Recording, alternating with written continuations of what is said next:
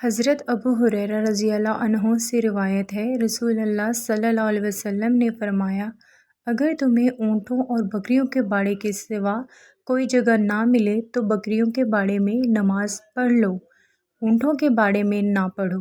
حضرت ابو ہریرہ رضی اللہ عنہ سے روایت ہے کہ ایک انصاری صحابی نے رسول اللہ صلی اللہ علیہ وسلم کی خدمت میں پیغام بھیجا کہ میرے گھر تشریف لا کر میرے لیے گھر میں ایک مسجد نماز کی جگہ مقرر کر دیجیے جہاں میں نماز پڑھا کروں۔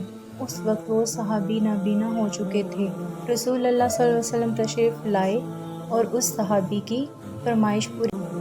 حضرت عائشہ رضی اللہ عنہا سے روایت ہے کہ رسول اللہ صلی اللہ علیہ وسلم نے حکم دیا کہ محلوں میں مسجد تعمیر کی جائیں، انہیں پاک صاف رکھا جائے اور انہیں خوشبو لگائی۔